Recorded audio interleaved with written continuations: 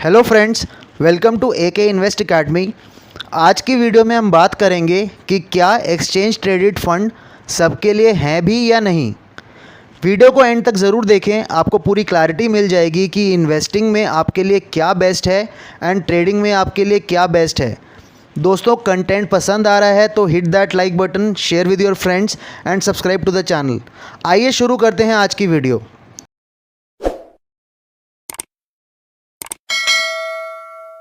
Exchange traded fund, Nifty BeES, bank BeES, junior BeES, NETF IT, इनमें से किसी की भी बात कर लीजिए, ये सब ही एक्सचेंज ट्रेडेड फंड्स यानी कि ETFs हैं।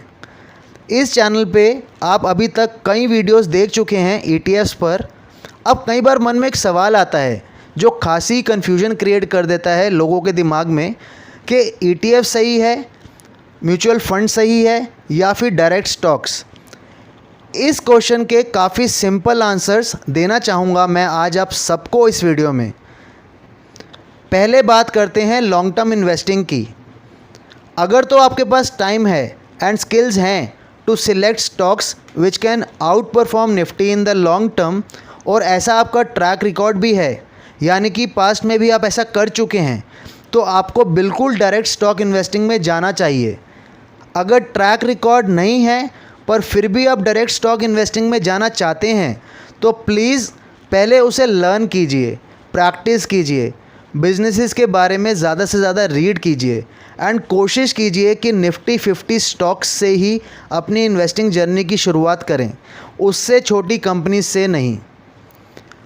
अगर स्टॉक सिलेक्शन के बारे में कुछ नहीं पता एंड टाइम भी नहीं है ये सब करने का, तो आपके पास दो ऑप्शंस हैं, diversified active mutual funds and passively managed mutual funds, जिसमें दो तरह के फंड्स आते हैं, एक इंडेक्स फंड एंड दूसरा है ETF।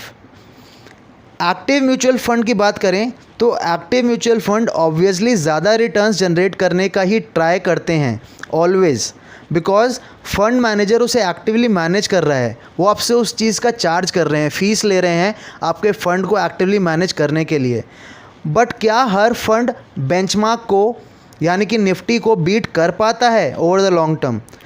हिस्ट्री की बात करें तो हिस्ट्री तो कहती है नहीं, and for that matter long term में most of the active funds नहीं बीट कर पाते बेंचमार्क को भी।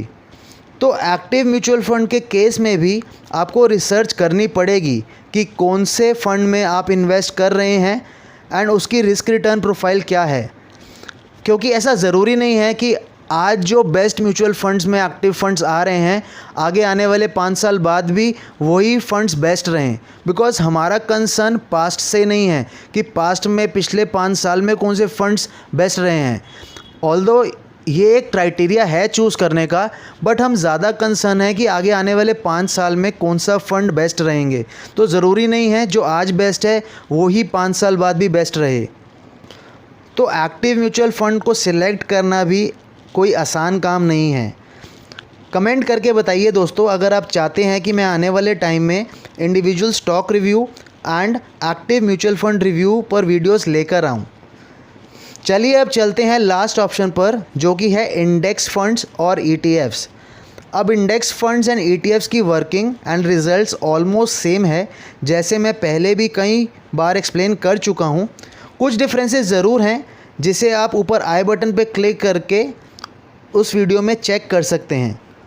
ये ऑप्शन उन लोगों के लिए है जिनके पास ना तो स्किल्स हैं ना टाइम है एंड उन्हें पैसिव इन्वेस्टिंग फ़िलॉसफी में पूरा बिलीफ है। वो stock selection end fund managers के चक्कर में पड़ना ही नहीं चाहते। उनके लिए बेस्ट ऑप्शन ये थर्ड ऑप्शन ही है। अब ये तो हो गई लॉन्ग टर्म इन्वेस्टिंग की बात। आइए बात करते हैं शॉर्ट टर्म ट्रेडिंग की।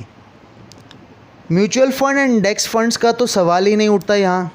अगर हम जनरली बेसिस पर देखें तो इन दोनों चीज़ों को तो सवाल ही नहीं उठता यहाँ। ऑल्दो आप उसमें भी ट्रेडिंग कर सकते हैं, बट जनरली कोई करता नहीं है। बचे ETFs एंड डायरेक्ट स्टॉक्स।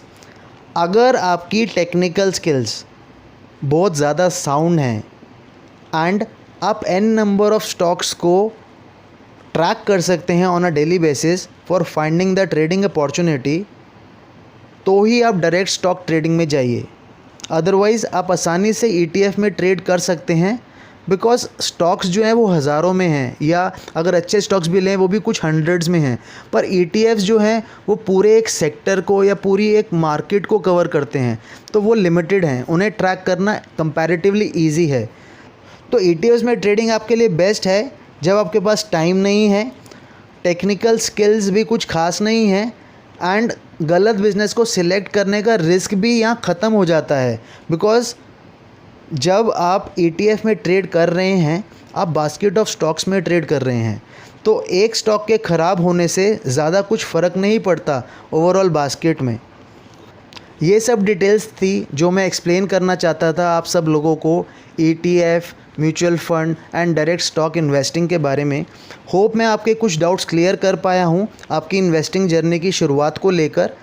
किसी भी क्वेरी के लिए या फिर कोई भी फीडबैक देना चाहते हैं तो कमेंट करके या दिए गए कॉन्टैक्ट्स पर रीच आउट करके ऐसा ज़रूर कीजिए।